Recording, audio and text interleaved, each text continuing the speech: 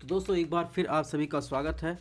आज है UPSC prelims 2023 को देखते हुए हम लोग कवर कर रहे हैं मॉडर्न हिस्ट्री का टेस्ट नंबर 9 है। और टेस्ट नंबर 9 के बाद एक टेस्ट और होगा, टेस्ट नंबर 10। और टेस्ट नंबर 10 के बाद इसकी 100 क्वेश्चन की सीरीज़ पूरी हो जाएगी। 100 क्वेश्चन सीरीज़ पूरी होती है, जैसा कि आपको पता है, इसकी सेपरेट हम लोग आपको हिंदी प्लस इंग्लिश की आपको अलग अलग एनालिसिस साथ 100 क्वेश्चन अलग आपको व्याख्या के साथ हम लोग उपलब्ध करवाते हैं। और कहाँ उपलब्ध करवाते हैं ये तो आपको पता ही होगा, हमारा टेलीग्राम चैनल है, आप यहाँ से स्कैन कर सकते हैं या फिर स्टडी ऑन आईएएस नाम से जो है सर्च कर सकते हैं टेलीग्राम पर। ये पब्लिक ग्रुप है, ये आपको यहाँ पर मिल जाएगा, सारा मटेरियल आपको यहीं पर मिलता है। और जैसा कि आपको बताया, इसके साथ हमारा करंट अफेयर की क्लास भी चल रही है इन्वायरमेंट की, और वो भी सेक्शनल, ठीक है। और पॉलिटी इन्वायरमेंट की 1 साल की जो है क्लासेस ख़त्म हो चुकी हैं। और एक बात और बता दें, क्योंकि हमेशा आप जो भी पढ़िए मॉक टेस्ट का अपना इम्पॉर्टेंट है, लेकिन उसके पहले आप लोग प्रीवियस ईयर के क्वेश्चन पेपर ज़रूर कीजिए। उसके बाद सेकेंड स्टेप होता है कि आप अपने जो स्टैटिक पोर्शन है उसको ख़त्म कर लीजिए, या ट्रेडिशनल जो आप पढ़ रहे हैं। तीसरा क्या होता है, तीसरा आप जो है करंट अफेयर और प्लस जो है स्टैटिक पोर्शन को एक साथ जो है मर्ज कर पढ़िए, ताकि आपके नोट्स अपडेट हो। और चौथा क्या है, उसके बाद जो है इसके बाद क्या करना, आपको रिवीजन करना है, ठीक है। ये अगर आपने 4 स्टेप फॉलो कर लिए तो आपको ना तो नोट्स अपडेट करने में दिक्कत होगी, ना आपके कोई क्वेश्चन छूटेंगे, और आपको पढ़ने में भी मज़ा आएगा। तो इसलिए जो है आपको इस तरीके से पढ़ना चाहिए। सबसे पहला काम होता है किसी भी एग्जाम के लिए प्रीवियस ईयर क्वेश्चन पेपर। और प्रीवियस ईयर क्वेश्चन पेपर अगर बात करें मॉडर्न हिस्ट्री की, तो मॉडर्न हिस्ट्री में 2022 में अगर देखें तो क्वेश्चन पूछा गया था, लगभग जो है 4 क्वेश्चन आए थे। और इसके पहले 2021 में बात करें तो 2021 में अगर हम देखें तो 2021 में 9 क्वेश्चन आए थे, ठीक है।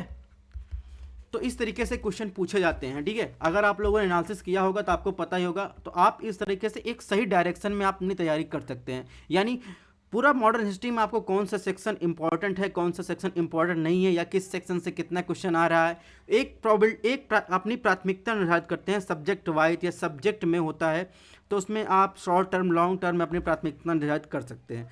जैसा कि पूछा था, जैसे गदर पार्टी के बारे में 2022 में क्वेश्चन आया था, consider the following freedom fighter Ghadar party से संबंधित है। इसमें नाम दे दिया गया, 3 नाम दिए गए थे, बरिंदर कुमार घोष, जोगेश चंद्र चटर्जी, रास बिहारी बोस। इसमें पूछा था कि गदर पार्टी से कौन संबंधित है, इसमें देख तो ऑप्शन होगा रास बिहारी बोस।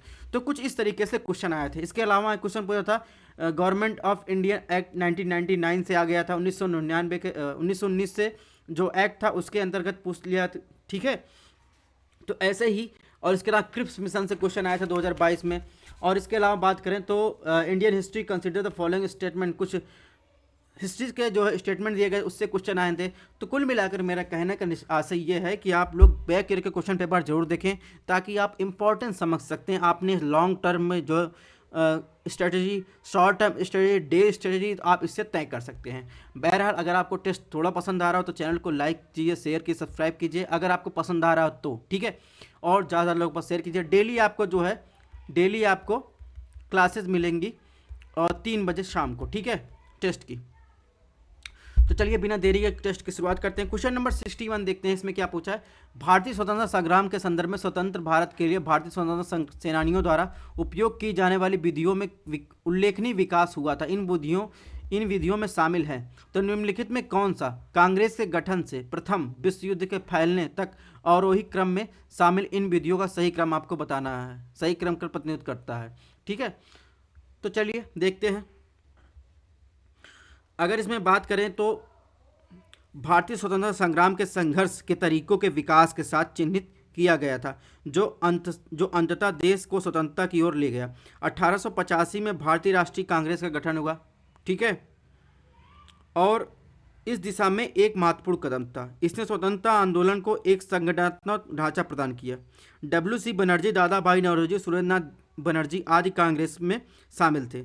उन्होंने सर्वाधिक सुधारों के माध्यम से विधानसभाओं में प्रार्थना याचिकाओं को अनुनयन सुधार के माध्यम से अपने लक्ष्य को प्राप्त करने की वकालत की, ठीक है।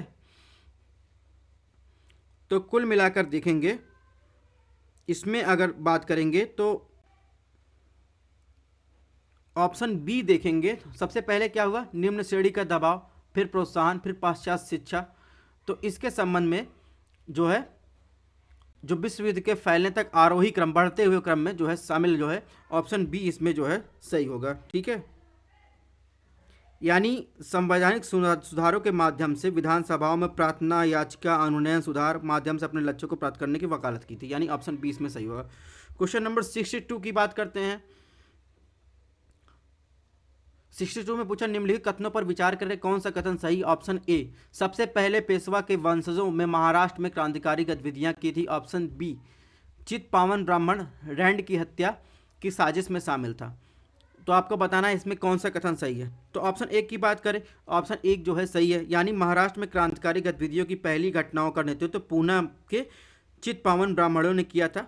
वे पेशवा के वंशज थे जिन्हें लॉर्ड हेस्टिंग के नेतृत्व में अंग्रेजों को पराजित किया था। ठीक है, ऑप्शन दो की बात करें, ऑप्शन दो जो भी ये भी सही है, यानी चापेकर बंधु दामोदर बालकृष्ण चित्पावन ब्राह्मण थे और प्लेग कमिश्नर रैंड की हत्या की थी। ठीक है, तो इस प्रकार इसमें ऑप्शन सी जो है सही होगा।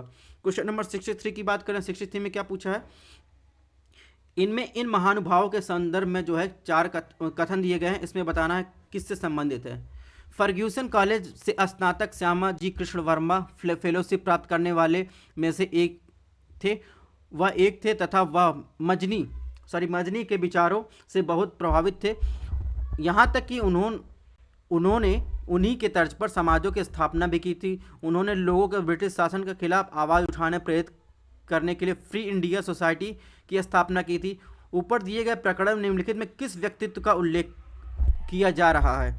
तो इसमें देखेंगे, अगर व्यक्तित्व के उल्लेख के बारे में बात करेंगे तो विनायक दामोदर सावरकर के बारे में ये सब बातें की जा रही हैं। ठीक है, क्वेश्चन नंबर 64 की बात करें, ऑप्शन ए की, पंजाब में क्रांतिकारी गतिविधियों के केंद्र के रूप में चिनाब कॉलोनी और बारी दोआब जाने जाते थे। ऑप्शन दो है, पंजाब में जुड़े क्रांतिकारियों में लाल फलक और भाई परमानंद प्रमुख थे। ऑप्शन तीन है, लाला हरदयाल और मदन लाल ढींगरा इंडिया हाउस की गतिविधि से जुड़े थे। कौन सा कथन जो है सही है।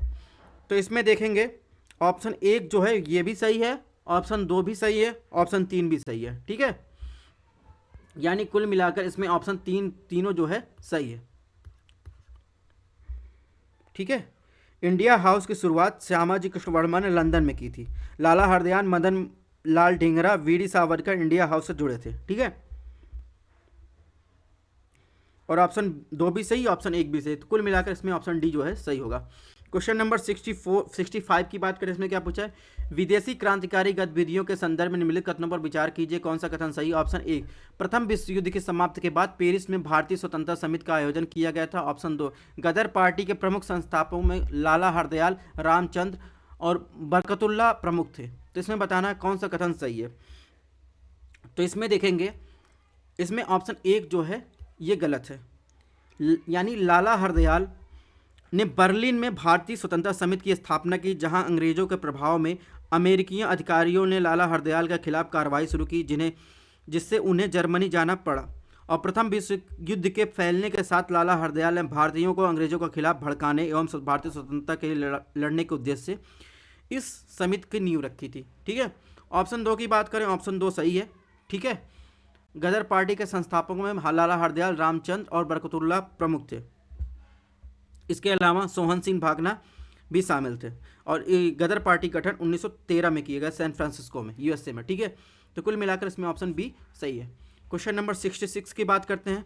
इसमें पूछा है भारतीय राष्ट्रीय स्वतंत्रता आंदोलन के संदर्भ में निम्नलिखित घटनाओं पर विचार कीजिए। निम्नलिखित में कौन सा कोड, यानी इन कोडों की बात कर रहा है, भारतीय राष्ट्रीय कांग्रेस को उपरोक्त कार्यक्रमों आरोही यानी बढ़ते हुए क्रम का सही वर्णन करता है, यानी सबसे पहले क्या हुआ था। ठीक है, भारतीय राष्ट्रीय कांग्रेस के कार्यक्रम की बात कर रहा है। तो इसमें देखेंगे तो भारतीय राष्ट्रीय कांग्रेस के गठन ने भारतीय स्वतंत्रता संग्राम को एक संगठनात्मक ढांचा दिया, ये आपको पता ही है। तो संवैधानिक रियायतों जो आंदोलन के उदारवादी चढ़ का नेतृत्व करने वाले शुरुआती कांग्रेसी नेताओं की विशेषता थी। ठीक है, सबसे पहला चरण ये था। ठीक है, दूसरा चरण क्या था, 1906 में बंगाल के विभाजन के बाद स्वराज की मांग। ठीक है, और चरमपंथियों के सामने आना था। तीसरा चरण था गांधी के प्रत्यक्ष रूप से आंदोलन प्रतिभाग लेने के लिए साथ ही राष्ट्रवादी जमीनी स्तर पर पहुंच गए।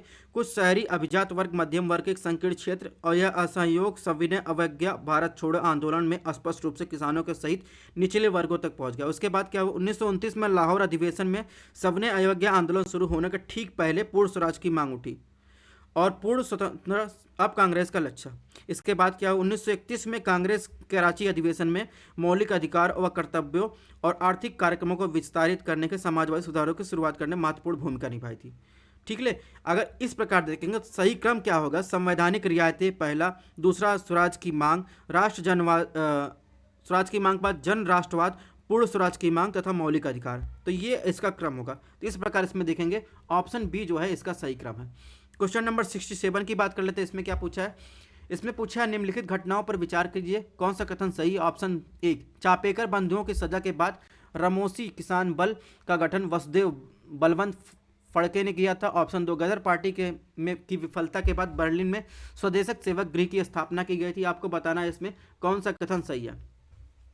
तो 67 में अगर बात करें वन ऑप्शन की, तो ऑप्शन एक जो है गलत है।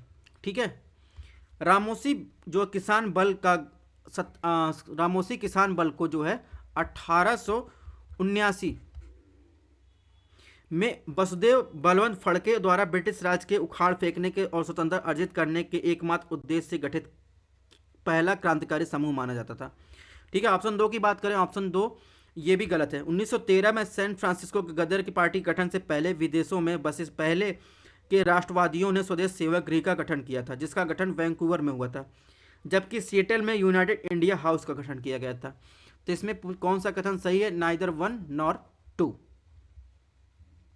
क्वेश्चन नंबर 68 में क्या पूछा है, जिम्मरमैन योजना के निर्माण में वीरेंद्र नाथ चट्टोपाध्याय ने महत्वपूर्ण भूमिका निभाई। ऑप्शन दो, लाला लाजपत राय की सहायता से काबुल में एक प्रांतीय सरकार की स्थापना हुई। कौन सा कथन सही है। तो इसमें ऑप्शन एक देखेंगे तो ऑप्शन एक सही है, जिम्मरमैन योजना के निर्माण में वीरेंद्र नाथ चट्टोपाध्याय ने महत्वपूर्ण भूमिका निभाई। ठीक है,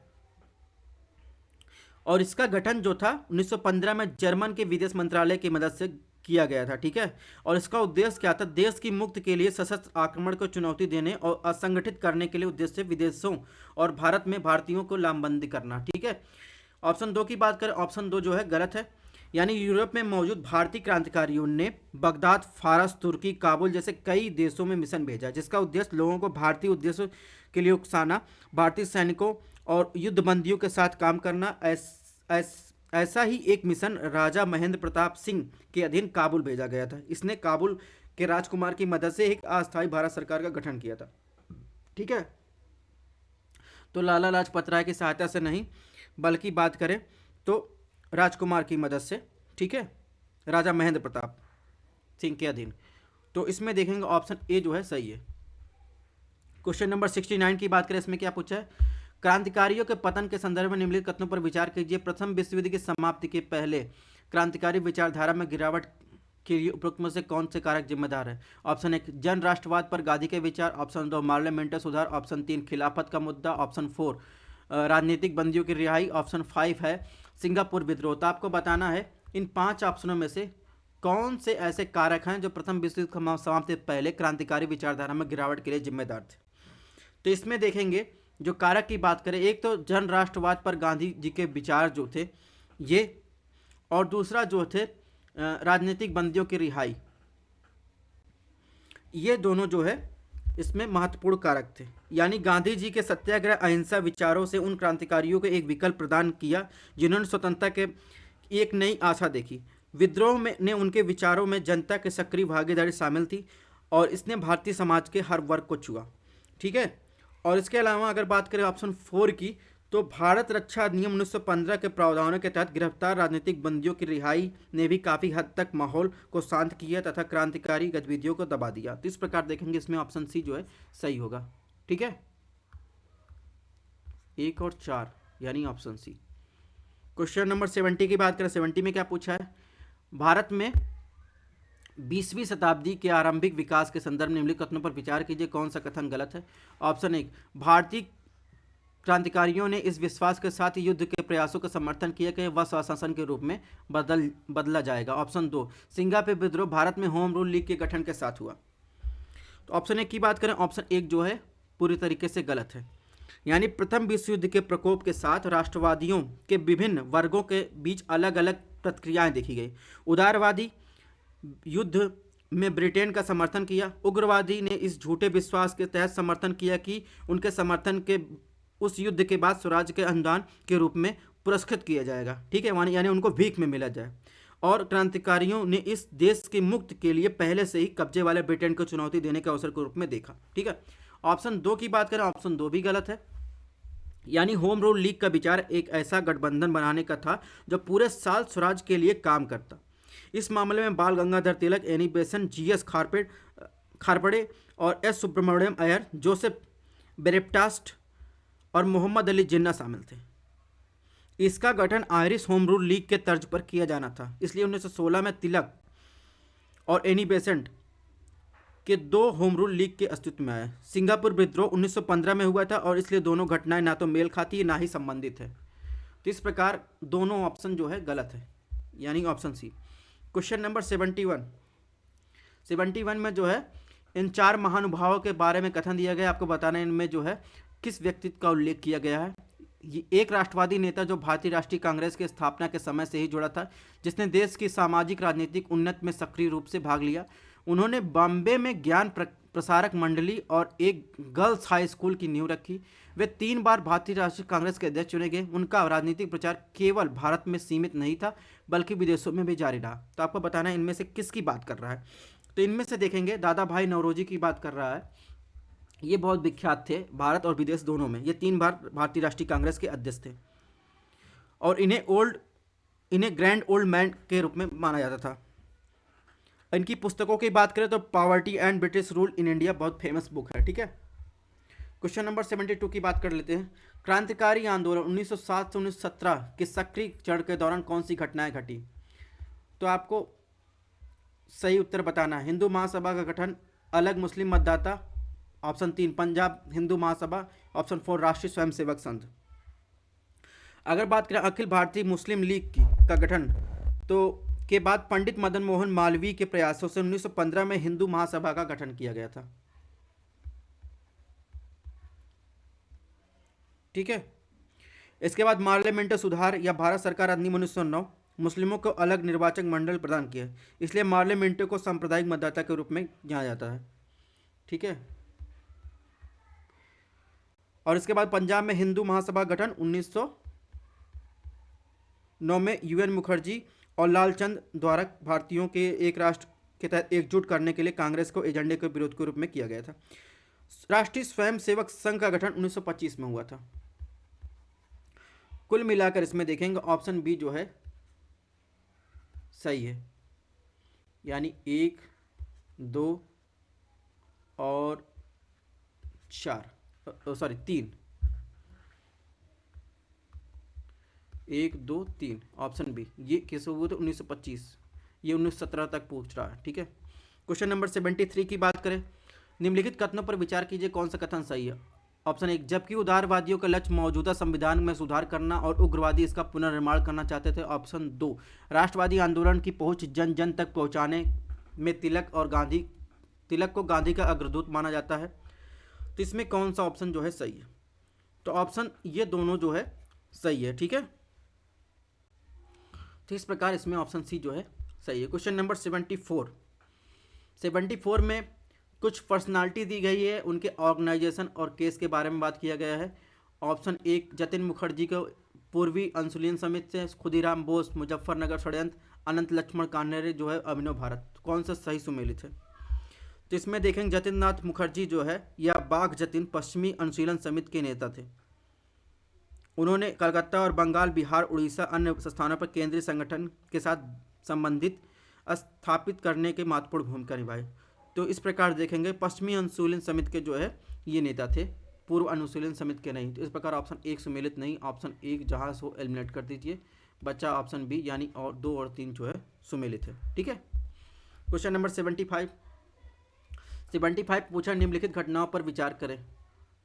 उपरोक्त में से कौन सी घटना प्रत्यक्ष अप्रत्यक्ष रूप से 1917 के रूसी क्रांति से प्रभावित थी? ऑप्शन 1 होम रूल लीग का गठन, option 2 Akhil Bharatiya trade union Congress का गठन, option 3 Hindustan socialist Republican association द्वारा 1920 के दशक की गई क्रांतिकारी उग्रवादी गतिविधियां। तो आपको बताना है इन तीनों में से कौन से प्रत्यक्ष अप्रत्यक्ष रूप से 1917 की जो रूसी क्रांति हुई थी उससे जो है प्रभावित थे। तो इसमें देखेंगे ऑप्शन 1 सही है, ठीक है, यानी होम रूल लीग का गठन। प्रथम विश्व युद्ध के लिए भारत की प्रतिक्रिया कम आवेश में लेकिन विदेश में रहने वाले भारतीयों की प्रतिक्रिया की तुलना में अधिक प्रभावी तरीका था, ठीक है। ऑप्शन 2 की बात करें, ऑप्शन 2 भी सही है, ठीक है। अखिल भारतीय ट्रेड यूनियन कांग्रेस भारत में सबसे पुराना ट्रेड यूनियन है और भारतीय कम्युनिस्ट पार्टी से जुड़ा हुआ है। इसकी स्थापना 31 अक्टूबर 1920 को लाला लाजपत राय द्वारा पहले अध्यक्ष के रूप में की गई थी। प्रथम विश्व युद्ध के दौरान रूस में 1917 में अक्टूबर में क्रांति भारतीय श्रम आंदोलन के लिए एक बड़ी प्रेरणा थी, ठीक है। ऑप्शन 3 की बात करें तो ऑप्शन 3 भी इसमें सही है, यानी हिंदुस्तान सोशलिस्ट रिपब्लिकन एसोसिएशन एक क्रांतिकारी संगठन था। पहले इसे राम प्रसाद बिस्मिल द्वारा स्थापित हिंदुस्तान रिपब्लिकन आर्मी के रूप में किया जाना था। इसके सदस्यों के रूप में भगत सिंह, सुखदेव और राजगुरु जैसे दिग्गज का दावा था। काकोरी प्रकरण के बाद भगत सिंह, चंद्रशेखर आजाद द्वारा कब्जा कर लिया गया और राम प्रसाद बिस्मिल, अशफाक उल्ला खान, ठाकुर रोशन सिंह की गिरफ्तारी के बाद हिंदुस्तान रिपब्लिक एसोसिएशन को जो है हिंदुस्तान सोशलिस्ट रिपब्लिकन एसोसिएशन में बदल दिया गया, ठीक है। और व्लादिमीर लेनिन रूसी क्रांतिकारी ने भगत सिंह और आज़ाद को गहराई से प्रभावित किया था। तो इस प्रकार ये भी सम्मिलित, यानी ऑप्शन डी इसमें सही है। क्वेश्चन नंबर 76 की बात करते हैं। भारत के आधुनिक इतिहास के संदर्भ में निम्नलिखित कथनों में कौन प्रथम विश्व में अप्रत्यक्ष अप्रत्यक्ष परिणाम थे, ठीक है। ऑप्शन 1 रक्षा व्यय में अभूतपूर्व वृद्धि, ऑप्शन 2 व्यापार उद्योग में अप्रत्यक्ष कराधान की कमी, ऑप्शन 3 उच्च खाद्य मुद्रास्फीति, ऑप्शन 4 उद्योगों में श्रमिकों की संख्या में वृद्धि, ऑप्शन 5 कपड़ा उद्योग में भारतीय व्यापारियों के लिए उच्च लाभ, ऑप्शन 6 मजदूर वर्ग के वेतन में अभूतपूर्व वृद्धि। तो आपको बताना है इसमें भारत के आधुनिक इतिहास के संदर्भ में प्रथम विश्व युद्ध के प्रत्यक्ष अप्रत्यक्ष परिणाम थे। तो परिणामों की बात करें, एक तो पहला परिणाम था व्यापार और उद्योग में अप्रत्यक्ष कराधान की कमी। एक सेकंड, सॉरी, अगर हम परिणामों की बात करें तो इसमें जो था पहला था रक्षा व्यय में अभूतपूर्व वृद्धि, उसके बाद था उच्च खाद्य मुद्रास्फीति, इसके बाद था उद्योगों में श्रमिकों की संख्या में वृद्धि, इसके बाद कपड़ा उद्योग में भारतीय व्यापारियों को उच्च लाभ, ठीक है। तो ये कुछ इसके परिणाम थे। रक्षा व्यापार और उद्योग व्यापार का अप्रत्यक्ष कराधान की कमी, ये बात जो है गलत है, यानी युद्ध का सबसे तात्कालिक परिणाम रक्षा व्यय में अभूतपूर्व वृद्धि जो कम होने के बजाय 1919 के बाद बढ़ता ही रहा, ठीक है। तो इस प्रकार इसमें ऑप्शन सी जो है, ऑप्शन सी जो है सुमेलित है, ठीक है। क्वेश्चन नंबर 77 की बात कर लेते हैं। इसमें क्या पूछा है, इन महानुभाव के बारे में कुछ दिया गया है। वह मैक्सिकन कम्युनिस्ट पार्टी के संस्थापक थे, उन्होंने चीनी कृषि क्रांति में भाग लिया और कम्युनिस्ट इंटरनेशनल से जुड़े थे। वह इंडो जर्मन षड्यंत्र में भी शामिल थे। वह कौन से आदमी थे, वह इनमें से चार में से कौन से महानुभाव थे? तो इसमें बात करेंगे एम.एन. रॉय जो थे, ये इन सब में भाग लेने वाले महानुभाव थे, यानी मनमेंद्र नाथ रॉय, एम.एन. रॉय का पूरा नाम है। यह मैक्सिकन कम्युनिस्ट पार्टी के और भारतीय कम्युनिस्ट पार्टी के संस्थापक थे। कम्युनिस्ट इंटरनेशनल कांग्रेस और चीन की रूस की सहायता से उनके प्रतिनिधि भी थे, ठीक है। क्वेश्चन नंबर 78 की बात करें। 78 में दक्षिण अफ्रीका में महात्मा गांधी के जीवन के संदर्भ निम्नलिखित घटनाओं पर विचार कीजिए। सही कालानुक्रम आपको बताना है, ठीक है, क्रोनोलॉजी बताना है। ऑप्शन 1 नेटाल भारतीय कांग्रेस का गठन, ऑप्शन 2 फिनिक्स फर्म की स्थापना, ऑप्शन 3 दूसरे एंग्लो बोअर युद्ध के दौरान भारतीय एम्बुलेंस कोर की स्थापना, ऑप्शन 4 हिंद स्वराज का प्रकाशन, ठीक है। तो इसमें बताना सही कालक्रम। नेटाल भारतीय कांग्रेस का गठन की बात करें तो ये गठन जो हुआ था 1894 में हुआ था। एम.के. गांधी, मोहनदास करमचंद गांधी ने 1894 नेटाल विधान सभा का सभा विधेयक, जिसे मताधिकार विधेयक भी कहा जाता है, के खिलाफ भारतीयों को एकजुट करने के लिए नेटाल भारतीय कांग्रेस का गठन किया, ठीक है। इसके अलावा भारतीय एम्बुलेंस कोर की स्थापना की बात करें तो वो 1899 में जो है महात्मा गांधी द्वारा नैनीताल भारतीय एम्बुलेंस कोर के निर्माण द्वितीय बोअर युद्ध के दौरान अंग्रेजों द्वारा स्ट्रेचर बैरियर के रूप में उपयोग की गई थी। हिंद स्वराज की बात करें तो हिंद स्वराज का गठन 1909 में, हिंद स्वराज का प्रकाशन जो है 1909 में किया गया था। इसके अलावा फिनिक्स फर्म की स्थापना 1904 में। ठीक है, अर्थशास्त्री जॉन रस्किन की पुस्तक अनटू द लास्ट से प्रेरित होकर गांधी जी ने एक फर्म की शुरुआत करने का निर्णय लिया था, जिन्हें फिनिक्स फर्म की स्थापना की थी। कुल मिलाकर अगर देखेंगे इसमें ऑप्शन बी जो है सही कालक्रम होगा। ठीक है, क्वेश्चन नंबर 79 देखते हैं। 79 में क्या पूछा है, इसमें भारत के आधुनिक इतिहास के संबंध निम्नलिखित प्रकाशनों पर विचार कीजिए। उपरोक्त में से कौन सा महात्मा गांधी द्वारा भारत में प्रकाशित किया गया था? ध्यान रखना, भारत में प्रकाशित किया गया था। तो महात्मा गांधी के द्वारा पुस्तकों के प्रकाशन की बात करें, इंडियन ओपिनियन की बात करें 1904 में दक्षिण अफ्रीका में। तो ये कहाँ प्रकाशित किया गया था? इंडियन ओपिनियन 1904 में साउथ अफ्रीका में। ठीक है, नवजीवन 1929 में कहाँ पर? इंडिया में। इसके अलावा हिंद स्वराज 1909 में, ये भी इंडिया में। यंग इंडिया 1919 में जो है 1919 में देखें, ये भी जो है भारत में किया गया। इसके अलावा आप सत्य के साथ मेरे प्रयोग जो है ये भी 1921 में किया गया था। ठीक है, इसके अलावा हरिजन जो था, हरिजन को भी भारत में 1933 में प्रकाशित किया गया था। इस प्रकार इसमें देखेंगे ऑप्शन सी सुमेलित है। एक सेकंड, तो इसमें मैंने बताया हिंद स्वराज ना, हिंद स्वराज को 1909 में जो है साउथ अफ्रीका में जो है प्रकाशित किया गया था। ठीक है, साउथ अफ्रीका में। तो इस प्रकार इसमें देखेंगे इसमें 2 और 4 ही सुमेलित हैं। ठीक है, जो इंडिया में थे। क्वेश्चन नंबर 80 की बात कर लेते हैं। इसमें क्या पूछा, निम्नलिखित कथनों में कौन सी घटनाएं सबसे पहले घटी? Option A, B D Savarkar ने अभिनव भारत संगठन की स्थापना की। ऑप्शन बी, प्रफुल्ल चाकी और खुदीराम बोस ने मुजफ्फर जिला न्यायाधीश की हत्या का प्रयास किया। ऑप्शन सी, श्यामाजी कृष्ण वर्मा ने इंडियन होम रूल सोसाइटी की स्थापना की। ऑप्शन डी, चापेकर ब्रदर्स ने WC रैंड की हत्या की। तो आपको बताना है सबसे पहले घटना कौन सी घटी थी। तो रैंड मर्डर केस जो हुआ था 1800